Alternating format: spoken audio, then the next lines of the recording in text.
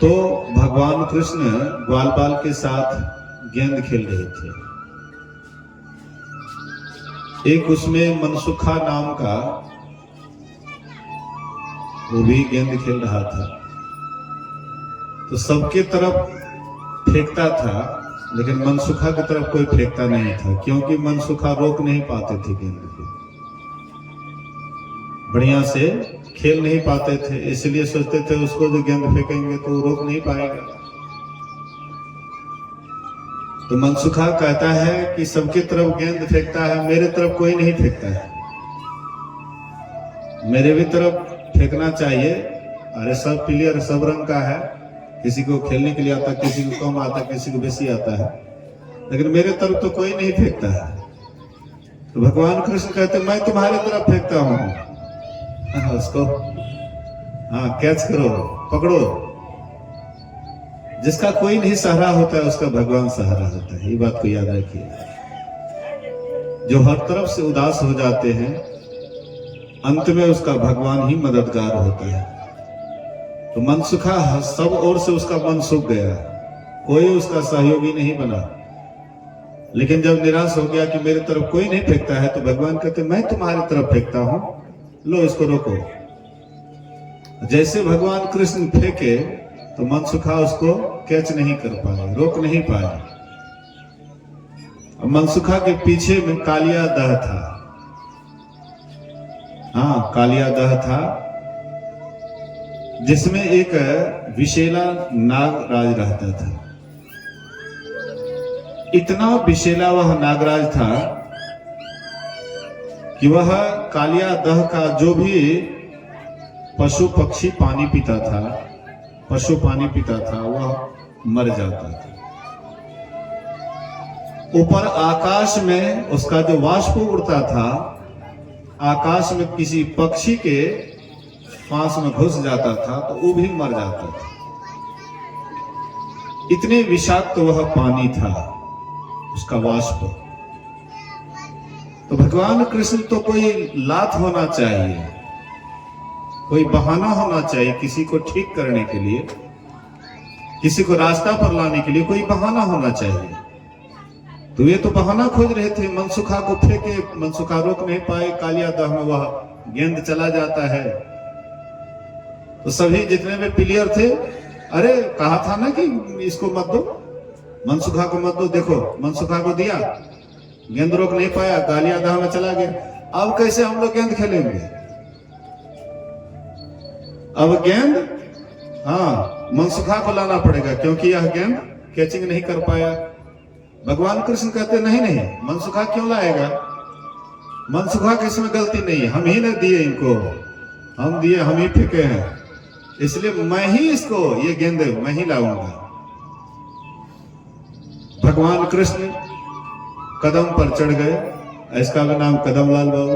बोलिए श्री सदगुरु महाराज की जय। कदम का लाल, जो कदम पर लाल खेलता था, चढ़ता था, कदम लाल मतलब भगवान कृष्ण।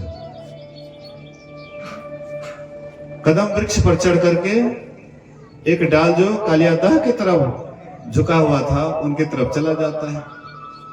तो लोग तो मजाक कर रहे थे, लेकिन हकीकत में चढ़ करके जैसे वो डाल से कूदना चाहते हैं, सब जितने भी वहां ग्वाल बाल थे, अरे अरे लाला छोड़ दो, छोड़ दो, छोड़ दो, नहीं चाहिए गेंद।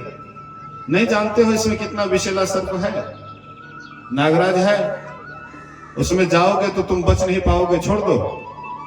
भगवान कृष्ण कहते हैं कि तुम्हारा सेना नायक जो भी काम ठान लेता है वो करके ही छोड़ता है, बीच में नहीं छोड़ता है। जो काम ठान लेता वह करके ही रहता है, इसलिए मैं तो निश्चित रूप से जाऊंगा। कूद गए, जितने ग्वाल बाल से डर के मारे गए नंद बाबा यशोदा मैया के पास, दौड़ते हुए कहते मैया तुम्हारा लाला कालिया दह में गिर गया, कूद गया।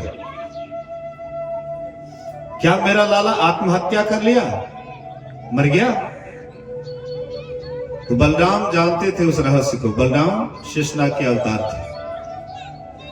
अभी जो आप लोगों के बीच में पाठ किया गया, बोलिए श्री सदगुरु महाराज की जय। आप लोगों के बीच में जो पाठ किया गया, बोले लखन मधुर मृदुबानी, ज्ञान वैराग भक्ति रसन। यही लक्ष्मण रामावतार में छोटे भाई के रूप में जन्म लिए। लक्ष्मण शेषनाग का अवतार छोटे भाई के रूप में जन्म लिए, और इस जन्म में भगवान राम अपने मन से चलते थे। लक्ष्मण का कहा नहीं मानते थे। लक्ष्मण कहते थे भैया सबरी का वर मत खाओ, भगवान राम टपाटप डाल दिए। भैया ऐसा मत करो, तो पर भी राम भगवान बड़े थे, जो इच्छा होता था वो करते थे। तो बहुत कष्ट सहे इसके लिए, राम भगवान बहुत कष्ट सहे। लक्ष्मण को देखा नहीं गया, इसलिए लक्ष्मण बोले इस जन्म में आप बड़े भाई हैं और अपने से ही सब कष्ट उठा रहे हैं। अगले जन्म में मैं बड़ा होऊंगा, आप छोटा बनिएगा, और जो मैं कहूंगा वही आपको करना पड़ेगा। तो पर भी भगवान कृष्ण, भगवान कृष्ण तो पर भी, बलराम भी जानते थे कि ये साधारण नहीं है, रोकने से नहीं रुकेगा, और जो काम ठान लेता वो करके ही छोड़ेगा। यशोदा भैया मैया नंद बाबा कहते मेरा लाला, हाय मेरा लाला, मेरा लाला पानी में डूब गया। बलराम कहते मैया तुम लाला को साधारण मत समझो, ये तुम्हारा लाला साधारण नहीं है, कोई विशेष काम से गया है, और वह काम करके निश्चित लौटेगा, उसका कोई बाल बाका नहीं कर सकता है। काल भी उनसे डरता है, जो काल है वो भी उनसे डरता है, उनके इशारे पर काल भी चलता है, और उसको क्या होगा, इसलिए मैया धैर्य धारण करो। उनको धैर्य दिए। भगवान कृष्ण नीचे जाता है, गेंद गिरा हुआ था, जा रहे थे गेंद लाने के लिए। उधर से नागरानी अपने पतिदेव की सेवा में लगी हुई थी, नागराज सो रहा था। नागरानी कहती है लाला, अरे तू कौन है बच्चा, तुमको पता नहीं है अभी नागराज सो रहे हैं, तुम्हारा अच्छा भाग्य है, इसलिए यहां से जल्दी निकल जाओ। बोले मैया मेरा गेंद गिर गया है, वह गेंद लेने के लिए आया हूं, गेंद लेकर के ही जाऊंगा, ऐसे कैसे चले जाऊंगा। अरे बाबू, अरे बेटा, तुम्हारा सुकुमार शरीर है, कोमल शरीर है, बच्चा है, तुम नहीं जानते हो नागराज को, बड़े विषाक्त हैं, बहुत उनके अंदर जहर भरा हुआ है, तुमको एक बार में ही जला देंगे, इसलिए तुम चुपचाप यहां से निकल जाओ। बोलिए श्री सद्गुरु। इस सबको भोजन नहीं दिए हैं, आप लोग, हम लोग भंडारा खा रहे हैं, लेकिन ये लोग लगता है भूख से पीड़ित है, हल्ला कर रहा है। उनके मुंह में मनुष्य जैसी आवाज तो नहीं है, लेकिन भूख से वो भी चिल्ला रहा है। प्रत्येक की आवाज को सुनिए और उसकी सेवा कीजिए। उसको भी कुछ भंडारा का ला करके दीजिए, खाने कुछ ला करके दीजिए, आटा वगैरह, चाहे अन्य कुछ जैसे हम आप भंडारा खूब खाते हैं, ऐसे मवेशी को भी खिलाइए। मैं देखता हूं कि लोग इधर भोज इतना खाने में व्यस्त रहता है, और माल मवेशी भूखों उधर मर रहा है। ये ठीक बात है, सबके लिए भंडारा होना चाहिए, मनुष्य पशु पक्षी सबके लिए होना चाहिए, उनको भी दीजिए, पर्याप्त मात्रा में सेवा कीजिए। उनके अंदर में भी वही भगवान है जो हमारे अंदर में भगवान है इतना।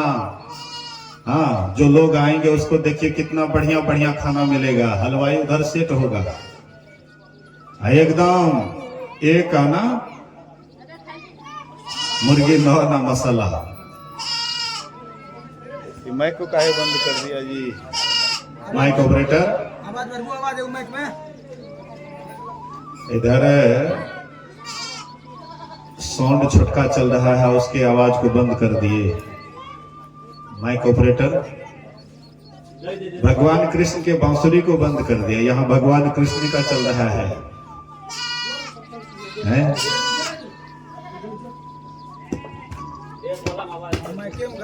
माइके में गड़बड़ी है लगता है। बोलिए श्री सद्गुरु ध्यान से सुनिए, मैं कुछ कहना चाह रहा हूं। हाँ, मैं कुछ कहना चाह रहा हूं, इसलिए ध्यान से सुनिए। बीच में कोई न कोई व्यवधान आ जाता है, लेकिन उस व्यवधान की तरफ ध्यान मत दीजिए, खूब ध्यान से सुनिए। बोलिए श्री सद्गुरु। तो भगवान कृष्ण कहते हैं कि मैं गेंद लेने के लिए आया हूं, और जब तक गेंद नहीं लूंगा तो कैसे चला जाऊंगा। बोले कि बेटा, तुम नहीं जानते हो कि कितने जहरीला नागराज है, वो तुमको जला करके खत्म कर देंगे। बोले मैया, तुम मेरे ऊपर दया मत दिखाओ, दया दिखाना ही है तो अपने पति के ऊपर दया दिखाओ। तुम हमको साधारण बालक मत समझो, हम कोई साधारण बालक नहीं है। ये तो गेंद लात था, बहाना था, मैं तो नागराज को ही ठीक करने के लिए आया। नागराज जो मनमाना करता है यहां पर, हाँ, गोकुलवासी को कष्ट देता है, मवेशी को दुख देता है, पशु पक्षी को दुख देता है, मैं तो इसी को दुरुस्त करने के लिए आया हूं, ठीक करने के लिए आया हूं। इसलिए भला चाहती है तो अपने पति को ले जाकर के दूसरी जगह चला जाए। वह नागराज सो रहे थे, अरे कौन है? हाँ, नागरानी कहती है, क्षमा महाराज, क्षमा, बच्चा है, क्षमा कर दिया। अरे मेरे सामने कोई बच्चा, मैं किसी को नहीं छोड़ता हूं, इसको भी मैं समाप्त कर दूंगा। भगवान कृष्ण कहते हैं कि मैंने नागरानी को माता कहा है, इसलिए हम अभी तक तुमको छोड़े हुए हैं, नहीं तो हम कब तुमको समाप्त कर देते। लेकिन इनको माता का है, माता विधवा हो जाएगी, इसीलिए मैं थोड़ा सा तुम्हारे ऊपर दया कर रहा हूं, इसलिए यहां से चुपचाप चले जा। नागराज कहते हैं कि तू हमको जानता है, मैं कौन हूं, अभी तुमको दिखाता हूं। विष का जहर जैसे छोड़ने लगे तो भगवान कृष्ण, उनको क्या होने वाला है, जिससे काल भी डरता है, तो नागराज उसको क्या करेगा। कितना हो कोशिश किए, कुछ नहीं हुआ, अंत में उसको बांध दिए, और भगवान कृष्ण अपने शरीर को विशाल करने लगे, बड़ा करने लगे। जो योगी होता है वे अपने शरीर को छोटा से छोटा और बड़ा से बड़ा बनाने के लिए जानता है। इसी भारत में एक मुसलमान खानदान में हुआ था शम्स तबरेज। शम्स तबरेज यहां से बगदाद गए हुए थे, विदेशी देश है बगदाद, वहां गए हुए थे भारत का ज्ञान लेकर के उधर भी फैलाने के लिए। हमारे भारत में इतने बड़े बड़े महात्मा हुए, अच्छे अच्छे महात्मा हुए कि स्वदेश नहीं विदेश में भी जाकर के इसका प्रचार प्रसार किए। एक महापुरुष हुए स्वामी राम तीर्थ, बड़े मत वाले महात्मा थे, बड़े मस्त महात्मा थे।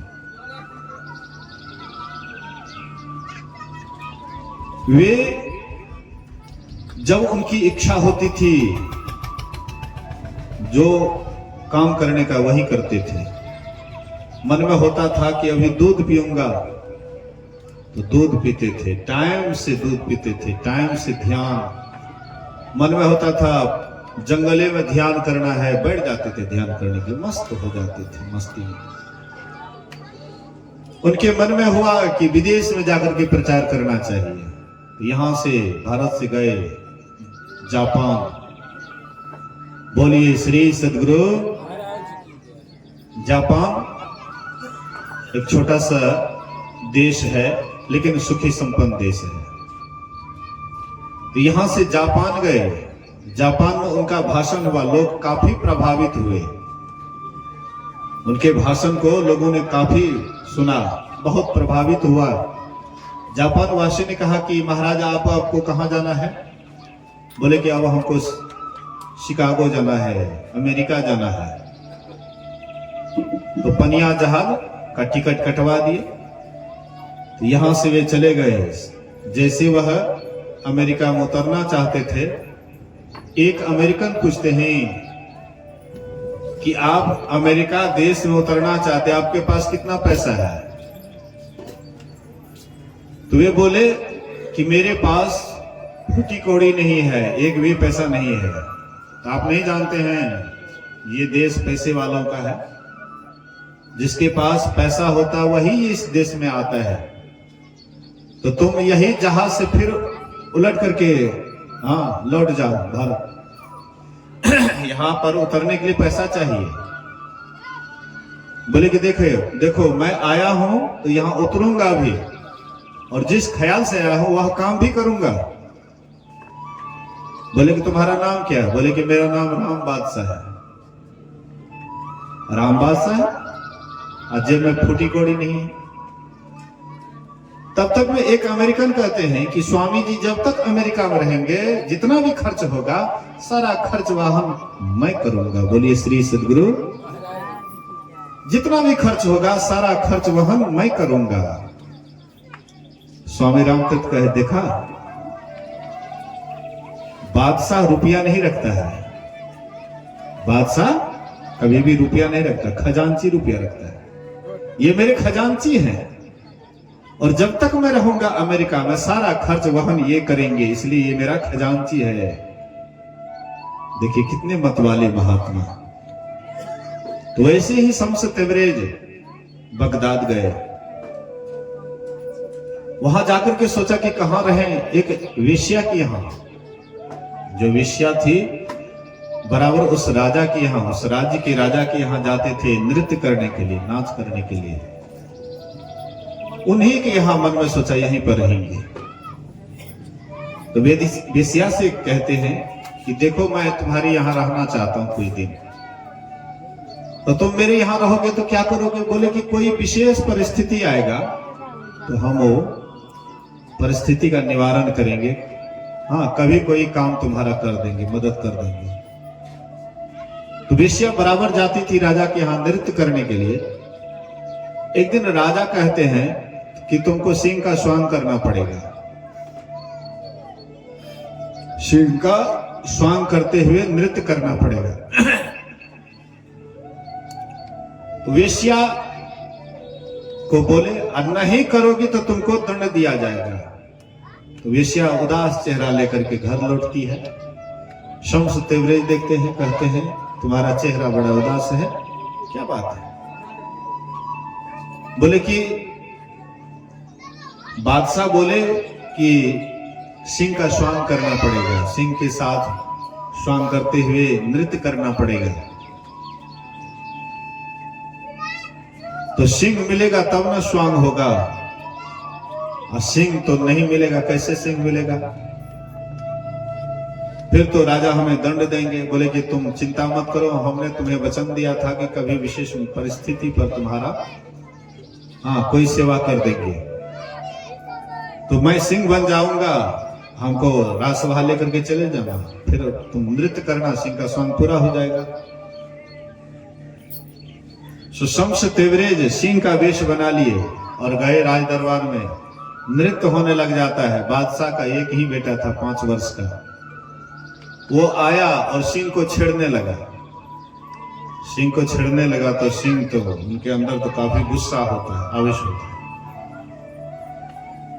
जैसे उसको छेड़ता एक थप्पड़ दिए सिंह का एक थप्पड़ में उसका राम नाम सत हो गया। बादशाह का बेटा मर गया। एक ही वह राज्य का रखवाला था, वो भी समाप्त हो गया। बादशाह उनके चरण पर गिर जाते हैं। ये अपने वेश में आ गए, सिंह वाला शरीर छोड़ करके शम्स तबरेज अपने वेश में आ गए। उनके चरण पर गिर जाते, महाराज एक ही बेटा है, इसलिए जीवित कर दीजिए, नहीं तो ये राज्य का देखभाल करने वाला कोई नहीं। शम्स तबरेज कहते हैं, ए बच्चा, खुदा के नाम पर तू जीवित हो जा। वह बच्चा जीवित नहीं हुआ। दूसरी बार बोले, ए बच्चा, खुदा का हुक्म है तू जीवित हो जा, फिर भी बच्चा जीवित नहीं हुआ। 3 बार बोले, जीवित नहीं हुआ। चौथे बार कहते, ए बच्चा, शम्स तेवरेज का हुक्म है तू जीवित हो जा। जैसे बोले कि शम्स तेवरेज का हुक्म है जीवित हो जा, बच्चा उठ करके खड़ा हो जाता है। बोलिए श्री सद्गुरु महाराज की। मतलब खुदा नहीं उसको जिला सके या संत उसको जिलाते। जो काम दवा से नहीं होती है वह काम दुआ से होती है। अब पूरे मुर्शिद मिल जाता है तो बात खुदा से होती है। तो जो काम खुदा भी नहीं कर पाते हैं वह खुदा का बंदा करके दिखाता है, उनका भक्त करके दिखाता है। वह बच्चा जीवित हो गया और वहां से जैसे शम्स तेवरेज चलने लगे वैसे ही वहां के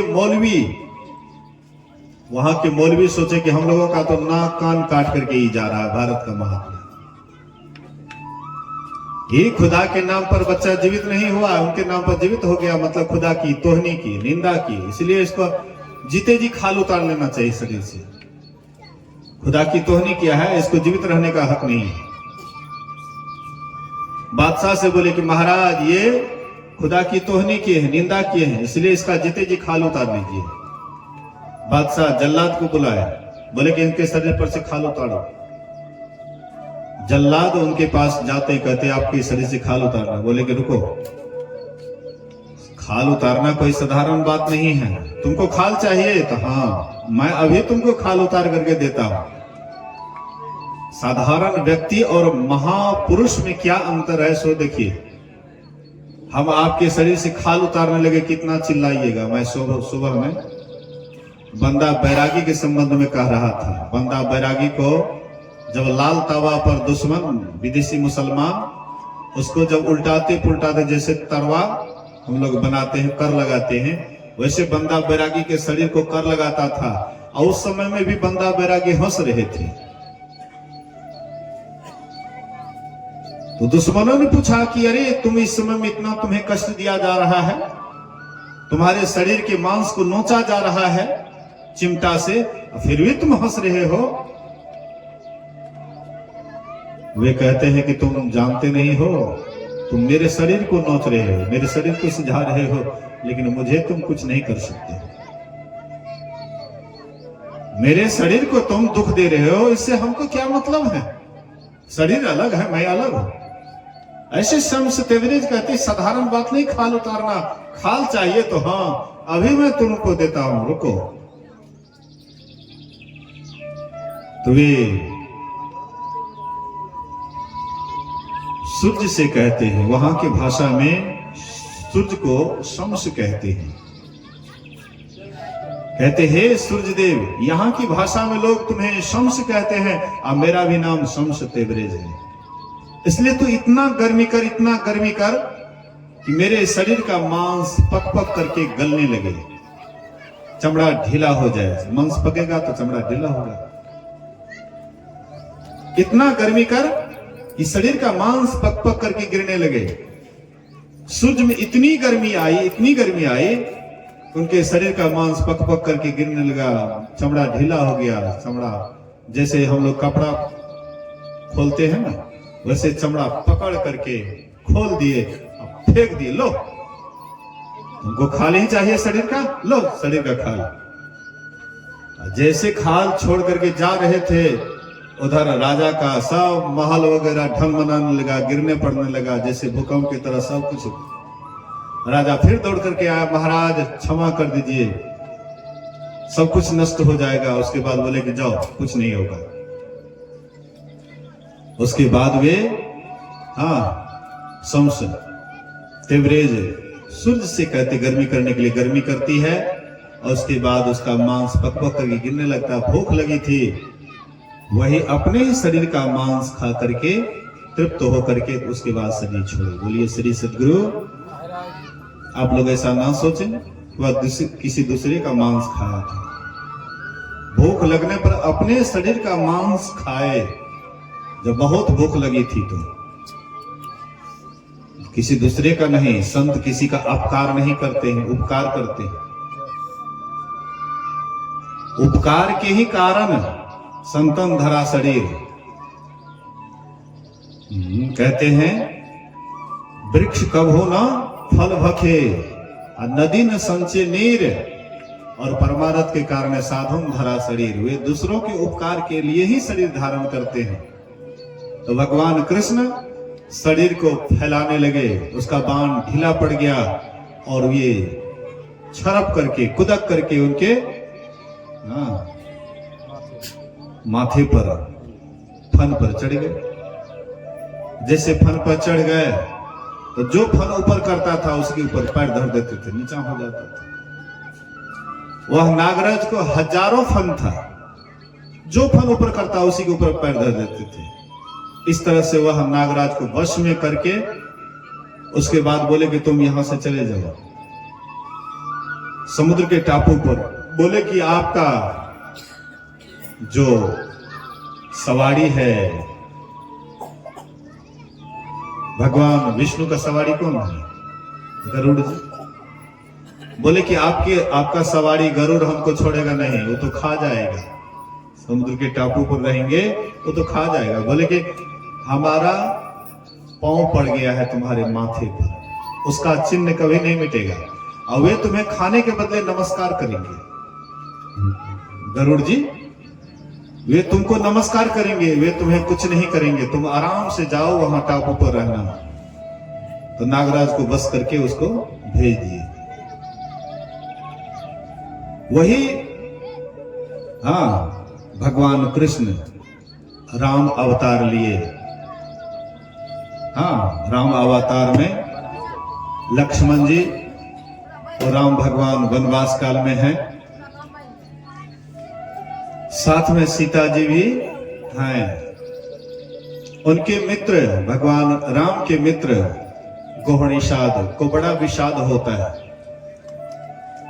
कि हमारे मित्र अभी राजा बनने वाले थे, लेकिन उनकी सौतेली मां कैकेयी ने अच्छा नहीं किया कि भरी जवानी में इनको राजपाट से हटा करके वनवास दिए। ये अच्छा नहीं की। लक्ष्मण जी बराबर गुस्सा में रहते थे, लेकिन अभी लक्ष्मण जी बिल्कुल शांत है, बिल्कुल अस्थिर है, और बहुत रहस्य वाली बात कह रहे हैं लक्ष्मण जी। गोहनिषाद से कहते हैं, हे भाई, किसी को दोष मत दो, ये किसी का किया हुआ कर्म नहीं है, स्वयं का किया हुआ कर्म है। राम भगवान का स्वयं किया हुआ कर्म का फल उनको मिल रहा है। कोई दूसरा आदमी उनको दुख नहीं दे रहा, ना सुख दे रहा है। हम आपके जीवन में भी कोई सुख या दुख आता है तो हम आप सोचते हैं कि फलना के कारण आज हमको दुख हुआ, चिल्ला के कारण हमको सुख हुआ, लेकिन ऐसी बात नहीं है। चाहे हमारे जीवन में सुख आता है तो वह शुभ कर्मों का फल है, और हमारे जीवन में दुख आता है तो वह अशुभ कर्मों का फल है। शुभ अशुभ जो भी आता है, सुखी दुखी जो भी होते हैं, हम अपने निज कर्मों से ही होते हैं। कोई किसी को सुख दुख देने वाला नहीं है, सबको निज कर्मों का ही फल भोगना पड़ता है। अगर आप अपने जीवन में आम का मीठा फल लगाए हैं तो आप उसका आनंद पूर्वक उसका भोग कीजिएगा। समय पर आप मंजर दे रहा है, मंजर दे रहा है, आम फलेगा, तो जिसका जितना बढ़िया मीठा आम लगाए हुए हैं उतना सुंदर मीठा फल फलेगा और खा करके एकदम तृप्त होइएगा। जो नहीं लगाए हैं, जो बबुल का पेड़ लगाए हैं, जो बबुल का पेड़ लगाए हैं, मन में सोचेंगे कि इसी में आम फलेगा। क्या ये कभी संभव है? बबुल में कभी मीठा आम फलेगा? हाँ, फल ही होगा, कांटा होगा, और उसका छाया भी आपको कोई काम में नहीं आएगा। वृक्ष में बबुल के पेड़ से छाया भी नहीं होता, वहां बैठिएगा धूप में ना, आपको छाया नहीं लगेगी, लेकिन आम के वृक्ष में छाया में बैठिएगा, बड़ा सुख चैन लगेगा। अशुभ कर्म है बबुल लगाना, शुभ कर्म है आम का वृक्ष लगाना। आप लगाना क्या चाहते हैं? बबुल वाला कांटेदार वृक्ष या फलदार वृक्ष? अगर हम आपसे पूछें कि आप क्या लगाना चाहते हैं तो सब तरफ से कहिएगा बाबा आजकल बबुल कौन लगाता है, सब तो आम ही लगाते हैं, मैं भी आम लगाता हूं आश्रम पर। बोलिए श्री सद्गुरु। कोई नहीं कहेगा आजकल कौन लगाता है बबुल, लेकिन आप बाहर में तो आम लगा रहे हैं, लेकिन आप कर्म जो कर रहे हैं वह बबुल वाला ही कर्म कर रहे हैं, इसलिए आपके जीवन में कांटा ही कांटा होता है, दुख ही दुख होता है, सुख नहीं होता है। आप देख लीजिए अपने जीवन को, अपने जीवन को तराजू के दोनों पलड़े पर तोलिए कि हमारे जीवन में सुख ज्यादा है, सुख वाला पलड़ा भारी है अथवा दुख वाला पलड़ा भारी है। अगर आप दोनों को तोलिएगा आपको लगेगा कि दुख वाला पलड़ा भारी है, सुख वाला पलड़ा हल्का है। क्यों? क्योंकि आपने बबूल का ही पेड़ लगाया है। प्रत्येक व्यक्ति बबूल का पेड़ लगा रहा है, प्रत्येक व्यक्ति। शुभ कर्म की तरफ कितने आदमी जा रहे हैं देखिए तो, झूठ फूस दिन रात करने में लोग बहुत आगे हैं। वही उसी को अगर सही काम बताइए तुरंत वह आपको जवाब दे देंगे कि हमको ये सब नहीं करना है। सत्संग करने से क्या होता है, क्या मिलेगा सत्संग करने से? झूठ फूस करने से तो तत्काल उसको कुछ मिल जाता है। राजनीति में देखिएगा सब आदमी भाग लेते हैं ना राजनीति में, क्योंकि उसमें पैसा मिलता है, आता है नेता कुछ जेब में खोस देता है, हम उसी के आगे पीछे करने लग जाते हैं। लेकिन सत्संग में आपको पैसा नहीं दिया जाता, इसलिए सत्संग में आप काहे के लिए जाइएगा? जो अच्छा काम होता है उसमें तत्काल आपको लाभ नहीं बुझाता, लेकिन बाद में बड़ा लाभ बुझाता है, सुकून बुझाता है, मन में चैन मिलता है, हृदय से आप अमन चैन में रहते हैं। जो अच्छा कर्म करते हैं वो जहां भी रहते हैं, चाहे उसके पास में 2 पैसा हो या नहीं हो, चाहे वह धनी हो या गरीब हो, अशुभ कर्म करने वाले अक्सर देखिएगा गरीबे होता है। बोलिए श्री सद्गुरु। शुभ कर्म करने वाले, सच्चाई पर चलने वाले अक्सर गरीब देखिएगा, लेकिन बाद में परिणाम धनियों से धनी वाला होता है। इसी राम के खानदान में, जो राम अभी वनवास में है, वही राम के खानदान में सतयुग में राजा हरिश्चंद्र हुए थे। और राजा हरिश्चंद्र सत्य के कारण कितना फजीहत सहे, कितना दुख सहे, बहुत पुराने आदमी सब जानते हैं। पहले तो इसका नाटक भी लोग खेलते थे, नाच भी खेलते थे। राजा हरिश्चंद्र का नाच हो रहा है, चलो आजकल राजा हरिश्चंद्र का नाच नहीं देखेंगे, लेकिन पवन सिंह आया है खुर्दा करवैनी में, पप्पू यादव मंगाए हैं, एकदम राते रात एकदम गाड़ी पर गाड़ी, कितना एक्सीडेंट होता है, कितना मर्डर होता है, कितना क्या क्या होता है, कितना भीड़ भाड़ होता है। पवन सिंह एक साधारण एक्टर जिसके चरित्र का कोई ठिकाना नहीं है, चरित्रहीन को देखने के लिए भीड़ लग जाता है, चरित्रवान को देखने के लिए कहां से भीड़ होगा। साधु को देखने के लिए कहीं भीड़ देखे हैं? बोलिए श्री सद्गुरु महाराज की जय। लेकिन पुराने जमाने में साधु के देखने के लिए भीड़ होता था, चरित्रहीन व्यक्ति के तरफ कोई ध्यान नहीं देता था। आज चरित्रहीन जितना आदमी बेसी है उसके तरफ लोगों का ज्यादा ध्यान है, लेकिन कुछ चमक दमक होना चाहिए। चरित्रहीन होते हुए चमक दमक, हीरो हीरोइन जितना होता है वो चरित्रहीन होता है, चमक दमक जानता है, बोलने के लिए एक्टिव होता है, झूठ फूस बोलता है, जैसे तैसे करता है, कर्म करता है, और वो आपको सबको उल्लू बना रहा है। हम उल्लू बनने के लिए भी तैयार हैं, उसको दिन रात निहारते रहते, दिन रात देखते रहते। साधु महात्मा का सत्संग भी होता है मोबाइल में, प्रवचन भी होता है मोबाइल में, लाइव भी चलता है मोबाइल से। किनको उससे मतलब है? साधु का लाइव देखने वाले कितने हैं? देख लीजिए, वो सब का लाइव देखने वाले ढेरी है। सांच कहे जग मारल जाए, झूठे जग पतियाए, पूरा संसार हाँ, झूठ के पीछे दौड़ लगा रहा है, सच्चाई की तरफ से मुख मोड़ रहा है। लेकिन सच्चाई से कितना मुख मोड़िएगा, सच्चाई अंत में सच्चाई ही होता है और झूठाई झूठ ही होता है। अंतिम मरते वक्त में कहिए राम नाम सत्य है, राम नाम सत्य है, खाली मुंह से कहिए और दिन रात मोबाइल में वही चरित्रहीन का फोटो देखिए। खाली मरते समय में कह दीजिए राम नाम सत्य है। खाली सत्य को खाली बोल दीजिएगा, मरने के बाद कि जीते जी उसको अनुभव भी कीजिएगा कि सत्य सही में सत्य है या नहीं है, सत्य से हमें लाभ मिलता है या नहीं मिलता है। उसको जीवन में भी उतारिएगा कि नहीं उतारिएगा, लेकिन उससे कोई मतलब नहीं। खाली अंतिम समय में राम नाम सत्य है।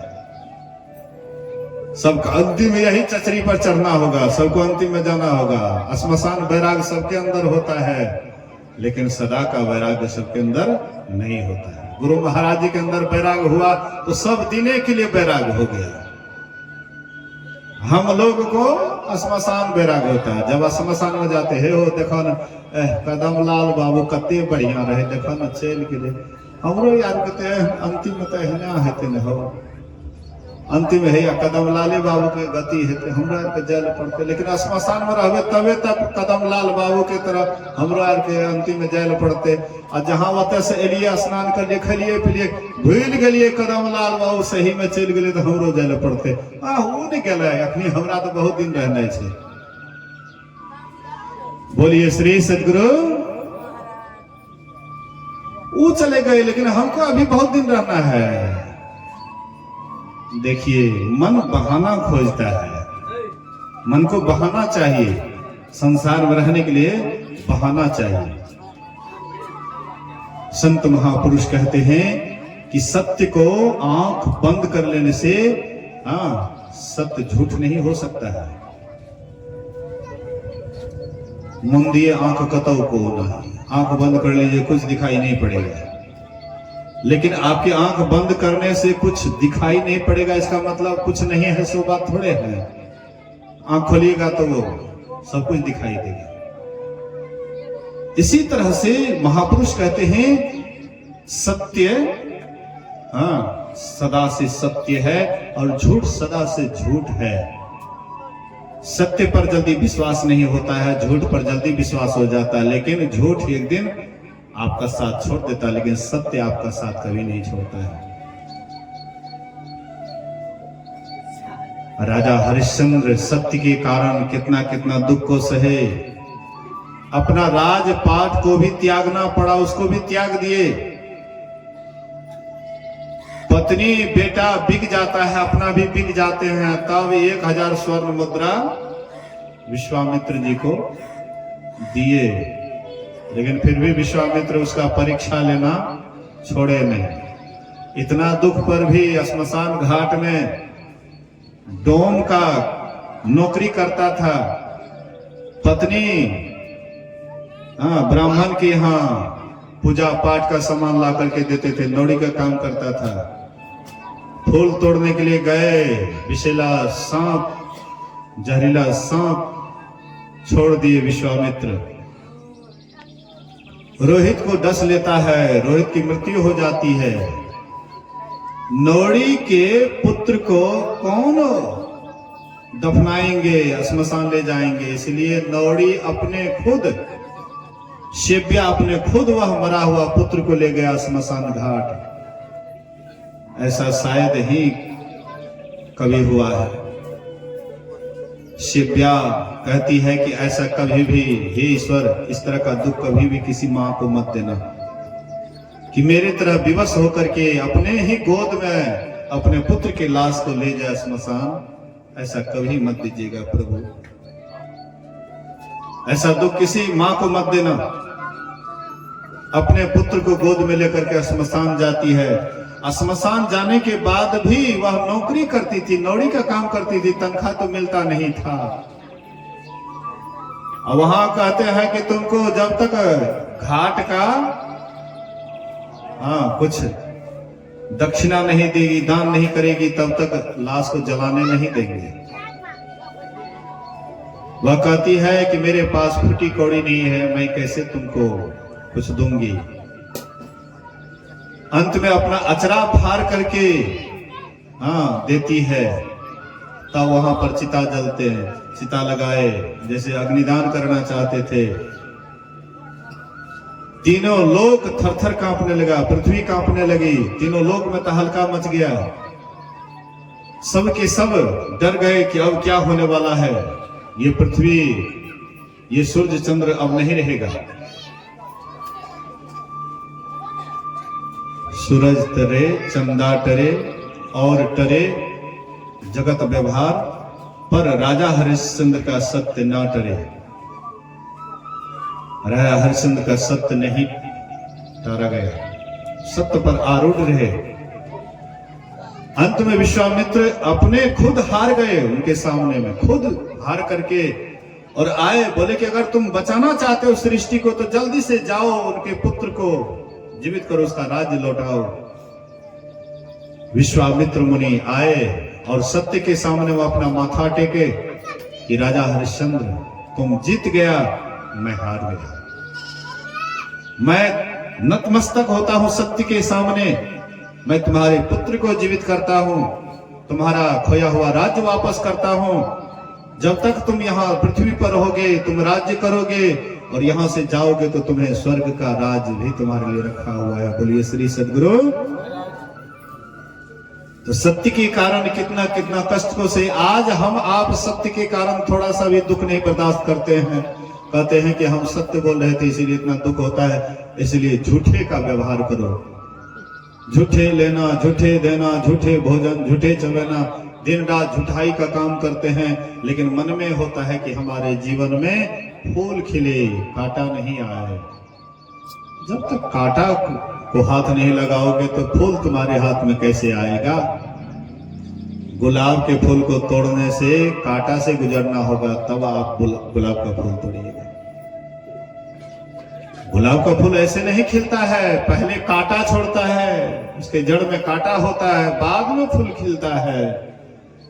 पहले कठिनाइयों का सामना जीवन में कीजिएगा, तब आपके जीवन में सुंदर फूल खिलेगा, तब आपके जीवन में सुख आएगा। राम कितना दुख को सहे सत्य के कारण, कृष्ण कितना दुख सहे सत्य के कारण, गुरु महाराज जी कितना दुख सहे सत्य के कारण, लेकिन कभी भी झूठाई की ओर नहीं चले। हम आप हैं कि थोड़ा सा दुख होता है तुरंत हम आप निर्णय को बदल देते हैं कि चलो भाई इससे कुछ होने वाला नहीं है। सत्य पर रह करके हमने देख लिया इससे कोई लाभ नहीं होता है, इसीलिए लाभ चाहिए तो झूठ का सहारा लो। माया बड़ी बहादुरी, लूट लिया संसार, लूट लिया संसार, केहू के ना ही छोड़े। ये जो माया है पूरा संसार को लूट लिया है, लेकिन ये माया को कोई लूट नहीं पाता है। माया सबको जीत लेती है, लेकिन माया को कोई जीत नहीं पाता है। माया जबरदस्ती आपको झूठ में लगा देती है, हाँ, उल्टा पुल्टा कर्म में लगा देती है, जिसका परिणाम होता है हमारे जीवन में दुख ही दुख होता है। जन्मत मरत दुसह दुख होई, जन्मते समय में दुख होता है, मरते समय में दुख होता है। बोलिए श्री सद्गुरु महाराज की जय। बहुत आदमी कहते हैं बुढ़ापा बड़ा दुखदाई है, बहुत कष्टदायी है, कहते बुढ़ापा बड़ा दुखदाई है। अगर आप जीवन को अगर बढ़िया से जीने के लिए सीख जाइए तो बुढ़ापा बहुत सुखदाई है। अगर आप जीवन में जीने की कला सीख जाइएगा, मरते समय में आप हंस करके यहां से जाइएगा। कबीर साहब कहते, कबीरा जब मैं पैदा हुआ जग हंसे हम रोए, ऐसी करनी कर चलो जग रोए हम हंसे जग रोए। कबीर साहब कहते हैं कि जब मैं जन्म लिया था तो लोग हंस रहा था, मैं रो रहा था। बच्चा रोता है और उनके अभिभावक हंसते हैं, देखो बच्चा कैसे रो रहा है। अगर बच्चा नहीं रोता है तो लोगों को शंका होता कहीं मरा हुआ तो नहीं है, इसलिए उसको छुट्टी काटो, रुलाओ। रुलाना जरूरी है। रोना क्या है? दुख की निशानी।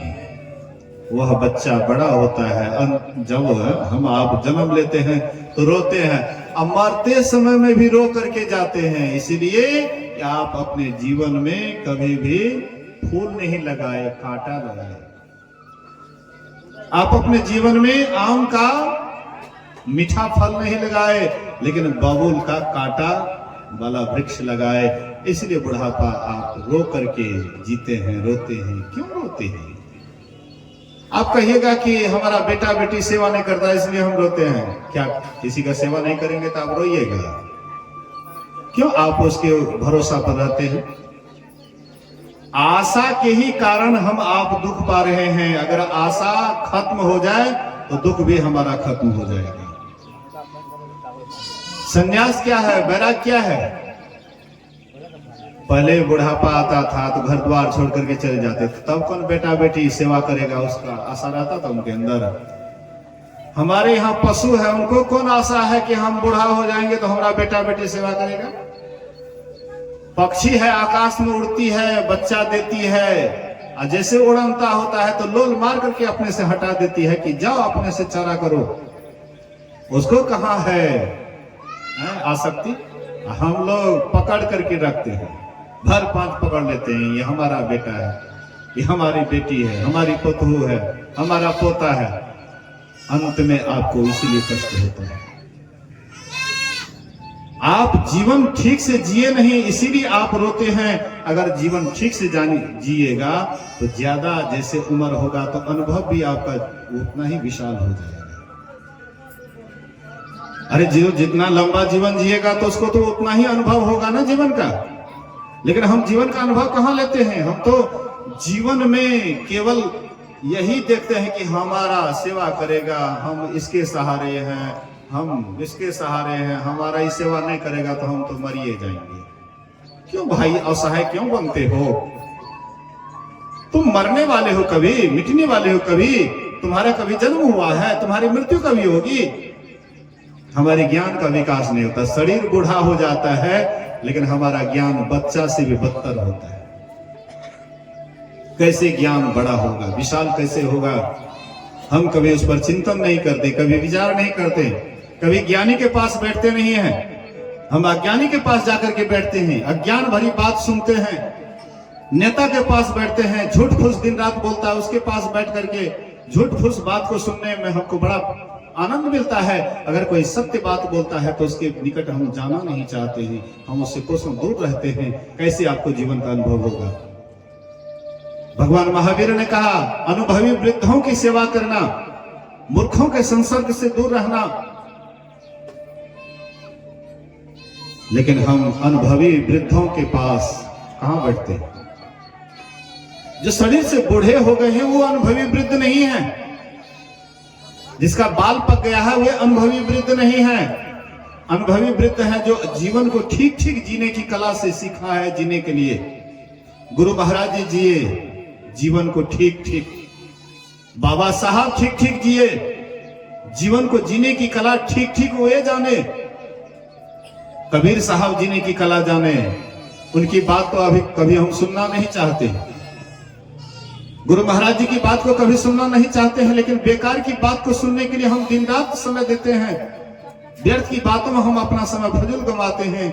लेकिन जो इम्पोर्टेंट काम है, हमारा जो मूल काम है, हमें जो जीवन का रहस्य बताने वाले हैं, उनके नजदीक हम कभी नहीं बैठते हैं। बोलिए श्री सद्गुरु महाराज की जय। जीवन का अनुभव कैसे होगा?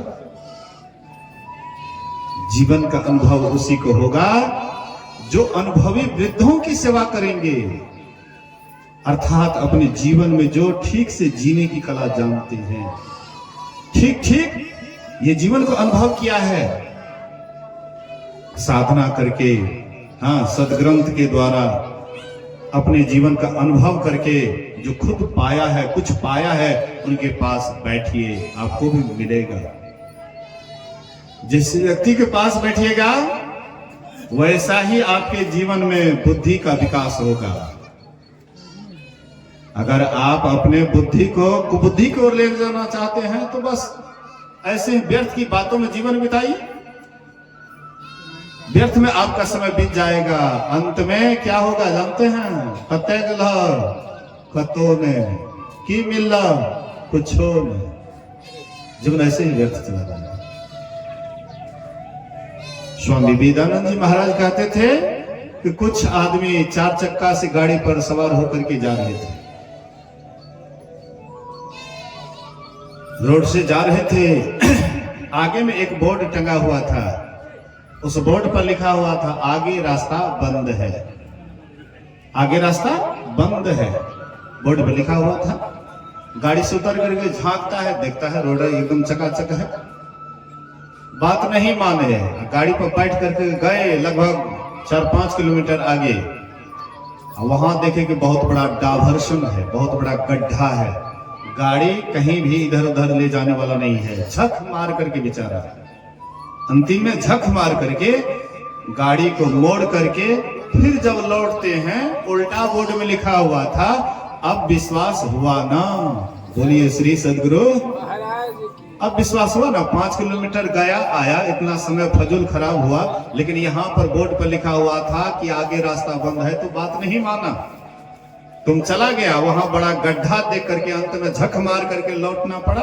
और तब उल्टा बोर्ड में लिखा हुआ था अब विश्वास हुआ ना। हम आप भी जीवन भर वही गाड़ी से चलते रहते हैं। संत महात्मा कहते हैं कि जितना भी संसार में जो भी है सब गड्ढा का ही रूप है, लेकिन हम उसी में फंसे रहते। घर गृहस्थी में कहते नाना जंजाल है, गृह कारज नाना जंजाला तेहिते, हाँ ऊपर शैल विशाला। हम कहते हैं दिन रात उसी में फंसते रहते हैं। मैं आपको ये नहीं कहता हूं कि आप मेरे जैसे बैरागी होकर के घर द्वार छोड़ दीजिए, अरे रहिए जहां आप रहते वहीं रहिए, लेकिन मन को वहां से अलग कर लीजिए, मन को वहां से अलग कर लीजिए, देख लीजिए जीवन जीने का आनंद। आप वहां भी रहिएगा, घर में रहिएगा, चाहे सिंहासन पर रहिएगा, शेष सिंहासन बैठे रहते, भस्म लगाए उदासा रे, और कोई पिए राम रस प्यासा। आप जहां भी रहिएगा बड़े आनंद में रहिएगा, झोपड़ी में भी रहिएगा बड़े खुश रहिएगा। आपके सामने में बड़े बड़े राजा महाराजा भी फेल हो जाएगा। अगर आप जीवन जीने की कला सीख लिए और नहीं सीखिएगा तो दिन रात वही दुख, वही परेशानी, वही चिंता, वही टेंशन, दिन रात उसी में आपका जीवन माथापच्ची में ही जीवन व्यर्थ जाएगा। ये माथापच्ची से कुछ आज तक किसी को मिला है? जीवन को ढंग से जो जिया है, आनंद से जो जीवन को जिया है, वो बड़े खुश नसीब थे, बड़े आनंद से गए। और जो जीवन को ढंग से नहीं जिया वो तो मां पूछिए, काल ही कर्म ही ईश्वर ही मिथ्या दोष लगाए। बोलिए श्री सदगुरु।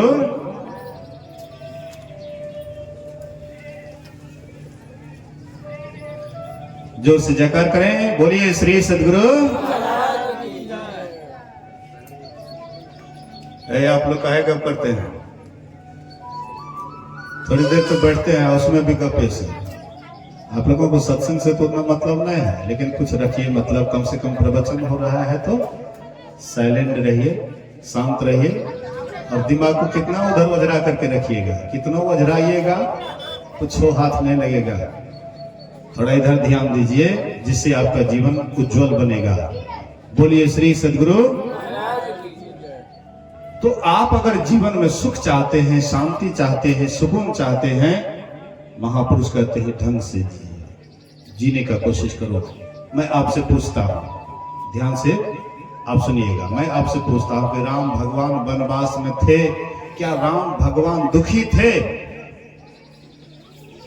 बोलिए तो, राम भगवान वनवास में थे, दुखी थे क्या? बहुत खुश थे। हम आप रहते तो वहीं पर माथापच्ची करते, दिन रात रोते रहते, कहां हमको राज्य मिलने वाला था, कहां हमको वनवास मिल गया। दिन रात आंख से आंसू बहाते, नहीं बहाते हैं? बाल बच्चा जब आपको अलग कर देता है, आंख से आंसू नहीं बहाते? क्यों? सोचते हैं हमारे पास में कुछ नहीं है। अरे कुछ नहीं भी होगा तो पर भी आप आनंद में रहिएगा, लेकिन जीवन ढंग से जिएगा तब। कुछ नहीं भी रहेगा, आप आनंद के स्वरूप हैं। ईश्वर अंश जीव अविनाशी चेतन अमल सह सुख राशि। आप सुख के ही राशि हैं, आनंद के ही खजाना हैं, और दिन रात आप आंख से आंसू बहा रहे हैं। मतलब क्या है? वो खजाना को नहीं जानती, इसलिए कंगाल है। कंगालीपन कब दूर होता है? जब खजाना को जान जाते हैं। बोलिए श्री सद्गुरु। एक सेठ जी का बेटा बहुत छोटा सा था। सोचे कि अब नहीं बचूंगा। जैसे हमारे कदम लाल बाबू, इनको अनुभव हो गया कि अब मैं नहीं बचूंगा। शादी होने वाला था 26 को, कहते जल्दी से कर, अब हम नहीं बचूंगा, जल्दी जल्दी विवाह शादी कर। टेंट उंट सब कुछ किया हुआ।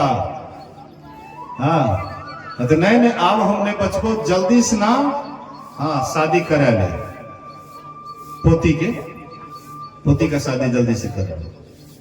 अनुभव हो गया अब नहीं बचूंगा, जल्दी जल्दी कम ही समय में जल्दी जल्दी करके समाप्त कर दिए। 20 को शादी हुई, 21 को शरीर छोड़ दिया। देखिए तो वैसे सेठ जी को भी होने लगा कि अब मैं नहीं बचूंगा, लेकिन मेरा बेटा नाबालक है। हाँ, इसका धन सबको हड़प लेगा, बेईमानी कर लेंगे। तो क्या किए, तो सब धन को जमा करके एक सोना चांदी के रूप में सब धन को इकट्ठा कर लिए, बेच करके सोना चांदी के रूप में एक जगह गाड़ दिए। डायरी पर लिख दिए कि बेटा, जब विशेष आवश्यकता होगा धन का, तो मैं फलाने तार के पुलनी पर धन को रख दिया हूं, तुम वहां से उतार लेना। तो बेटा बच्चा था, नाबालक था, धीरे धीरे पढ़ता लिखता है, होशियार बनता है। होशियार बनने के बाद बड़ा हुआ, होशियार बना। एक दिन वह डायरी खोलता है तो देखा है कि पिताजी लिखे हुए हैं कि फलाना तार के पुलनी पर धन को रख दिया है, जब विशेष आवश्यकता पड़े तो उतार लेना। देखता है पुलनी पर कहीं तार के पुलनी पर कहीं धन रहेगा। पिताजी का लगता है काम नहीं कर रहा था, इसलिए ऐसा। फिर मन में सोचे कि हो सकता है कि हमारे समझ की बाहर की बात हो, वे कुछ लिखे लेकिन वह रहस्य का पता हमको नहीं लगता हो, यह भी हो सकता है। तो अपने पिताजी के समय के बुढ़ापे मुनीम उसको बुलाए, बोले कि हमारे पिताजी ने ऐसा ऐसा लिखा। बोले कि उसमें डेट भी लिखा हुआ है, समय भी लिखा हुआ। बोले कि हाँ, वह दिन वह तारीख वह समय आने दो, तब हमको बुलाना। तो वह दिन समय तारीख जब आया, बुलाए उसको। वह तार का पुलंगी का छाया जहां पड़ता था, बोले यहाँ गड्ढा कोड़ो। वहां गड्ढा कोड़ते हैं तो बहुत धन वहां पर गड़ा हुआ था। वह धन का खजाना उसको मिल गया। ये भी बहुत बड़ा सेठ हो गया। बोलिए श्री सद्गुरु।